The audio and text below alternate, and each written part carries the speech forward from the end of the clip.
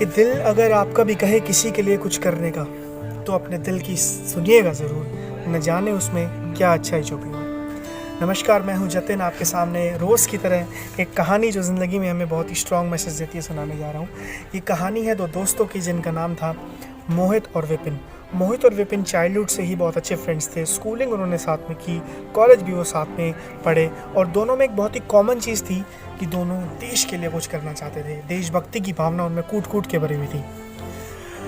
दोनों का सिलेक्शन जो है आर्मी में हुआ फॉर्चुनेटली, जिससे कि दोनों बहुत खुश थे अपने करियर को लेकर, अपने देश के लिए कुछ करना चाहते थे।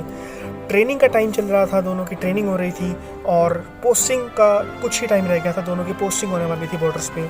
लेकिन अचानक से कुछ दिन पहले ही उन्हें ऑर्डर आया बॉर्डर से। सिचुएशन थोड़ी सी ख़राब हो गई थी, ओपोनेंट कंट्री से फायरिंग हो रही थी रेगुलर।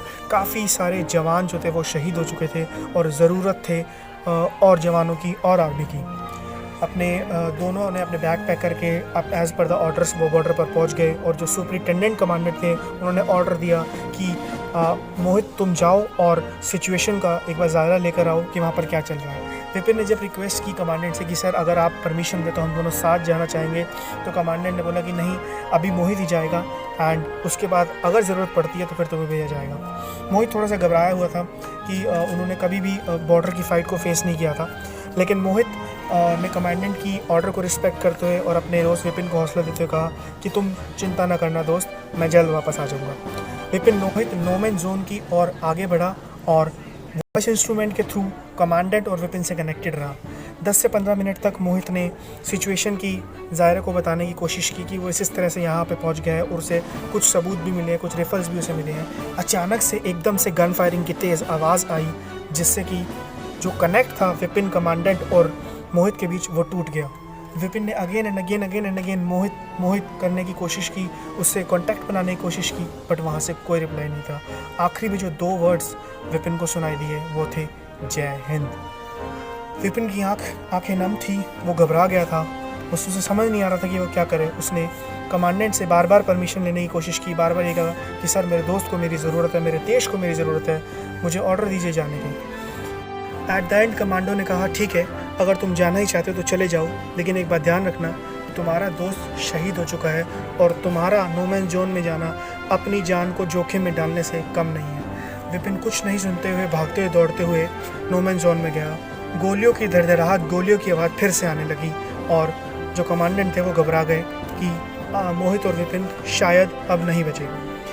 कुछ समय के बाद 15 से 20 मिनट के बाद लंगड़ाते हुए अपनी शरीर पर खून को पूरी तरह से ढक कर लपेट कर अपने कंधे पर अपने दोस्त मोहित को वापस ले आकर कमांडेंट के सामने रख दिया। जब कमांडेंट ने कहा कि मैंने तुम्हें बोला था कि तुम्हारा दोस्त मर चुका है, वो शहीद हो चुका है और तुमने अपनी भी हालत, अपनी भी जान को जोखिम में डाल लिया, तो तुमने ऐसा क्यों किया?